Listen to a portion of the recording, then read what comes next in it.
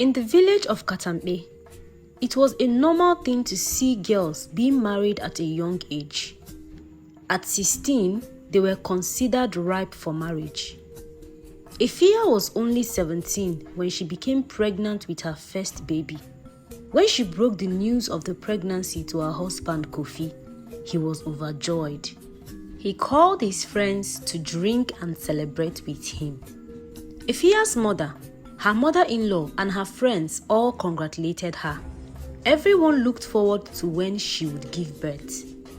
Efia and her husband Kofi lived in Katampe village, and Kofi was a farmer and the only son of his parents. Although Efia was pregnant, she still did her best to carry out her daily duties around the house. She fetched water and firewood, cooked and cleaned, and also helped her husband with farm work. She did her best not to be seen as a lazy wife. She was taught by her mother that a good wife must never show weakness. You must always be ready to tend to your husband and cater for the family, her mother would say. In the 3rd month of her pregnancy, Efia started noticing worrying changes in her health. She felt weak more often and had less energy. She suffered terrible headaches and found herself being forgetful and easily distracted. When Efia complained to her mother and husband, her mother told her not to worry too much about those changes. It is normal for pregnant women to feel sick or weak, and it is your first time, so your body is changing, her mother said. Her husband told her to stop coming to the farm to ease the workload for her, but that didn't make much difference to her condition. As she approached the 4th month of her pregnancy, Efia's hands and feet started swelling. She often experienced chest pains at intervals and her skin looked pale. This prompted Efia to seek help. She visited the village clinic to see if she would be given medications to ease her symptoms. When she got to the clinic, one of the nurses attended to her and some tests were conducted to ascertain what the problem was. Efia's test results showed that she was anemic. This meant that the level of her red blood cells was lower than normal, thereby reducing the amount of oxygen that was delivered to her body and her baby. The nurse sent Efia to the counseling room, where she met Dr. Kojo and nutritionist Ama. Dr. Kojo started by telling Efia the dangers of allowing the anemia become severe. He made her understand that being pregnant at a young age of 17 put her at a higher risk, and so it was important for her to take precautions, take proper care of her health during the pregnancy, and avoid complications for herself or her baby. The nutritionist asked her, Efia, could you please tell us what you eat every day? Efia responded, and the nutritionist realized that her diet was made up of mainly staple foods. You need to add more meat, fish, eggs, vegetables and fruit in your daily food, nutritionist Ama said. These foods will help enrich your body with iron and the other essential nutrients that you need to stay healthy during your pregnancy. Efia looked confused and worried at the same time. The nutritionist noticed her worry and asked her what the problem was. Efia told her, Doctor, it is not in my place to decide to eat meat or not. My mother-in-law is the one who is in charge of the food decisions in our family.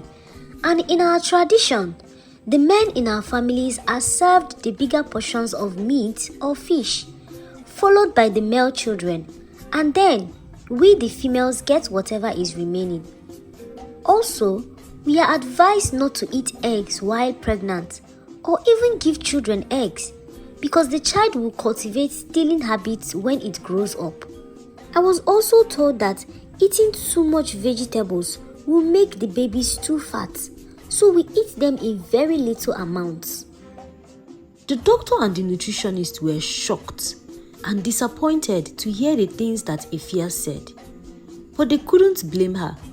it only made them realize that they had a lot to do in order to correct the misconceptions that Efia had about the foods that would be helpful to her health.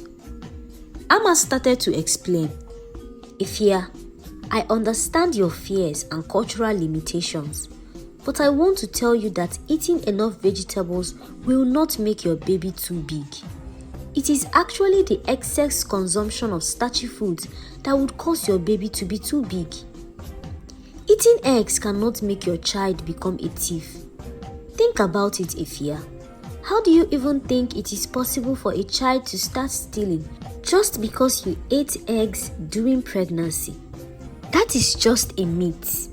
In fact, eggs are actually rich in protein, vitamins and minerals that are essential for your body. Efia nodded, seeing sense in what the nutritionist was saying. Amma continued. Concerning the issue of meat and fish, please bring your husband with you tomorrow so that we will talk to him as well. He needs to be aware of how important it is for you to get enough iron-rich foods. We would also give you some iron and folic acid tablets.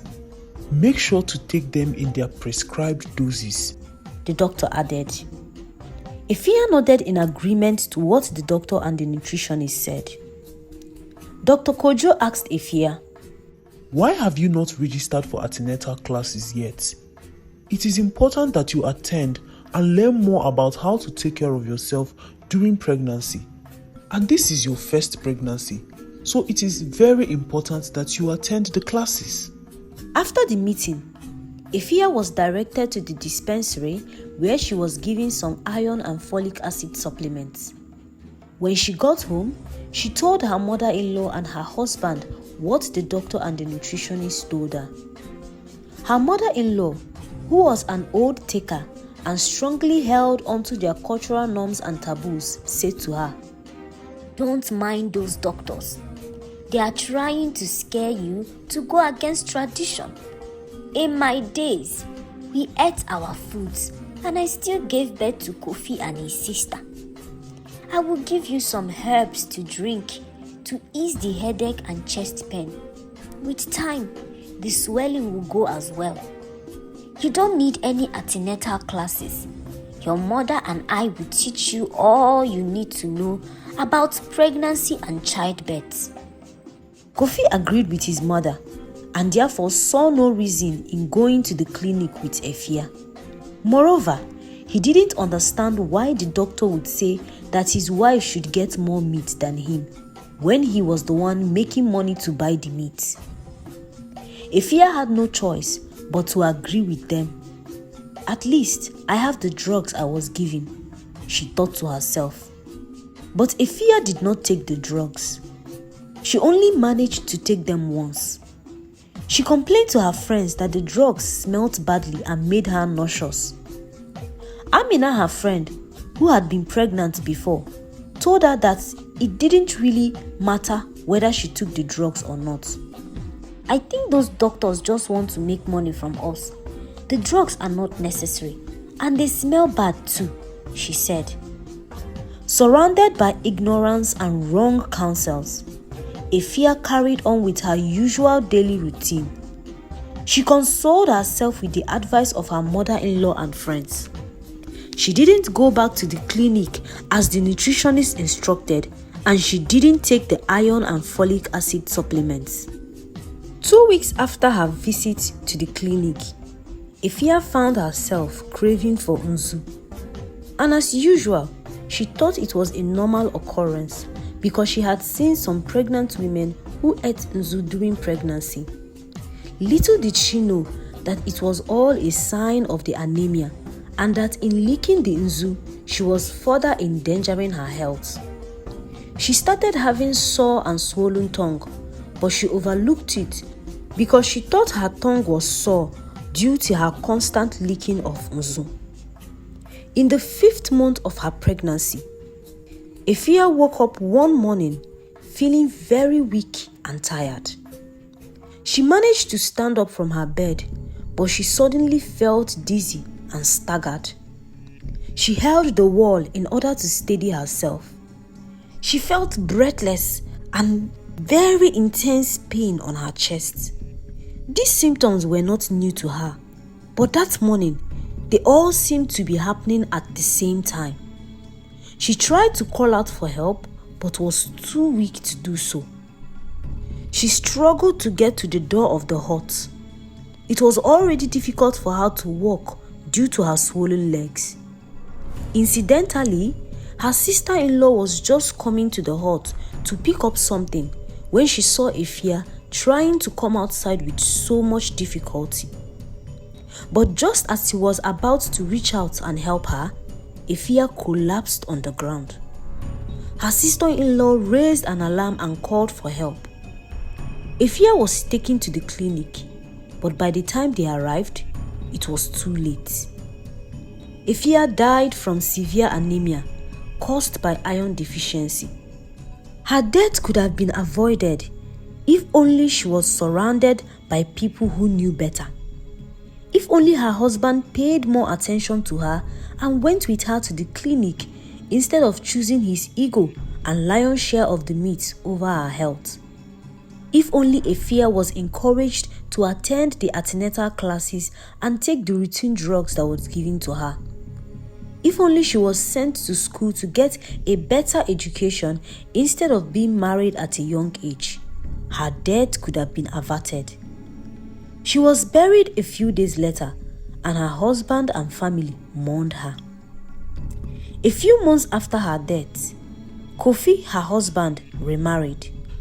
According to his mother and uncles, he was the only son and needed to bear sons who would carry on the family name. He got married to Akosua, a young girl who was the same age as Efia. Do you think Kofi and his mother learned from their past mistakes? Do you think they understood that their ignorance played a role in Efia's death? Will they make changes, or will the vicious cycle continue? We hope you enjoyed this video and you learned from it. Please join in the fight against iron deficiency in pregnancy. Treat our pregnant women right, feed them well, and we will have a healthier society. Until I come your way next time, keep eating healthy. Remember, you are what you eat.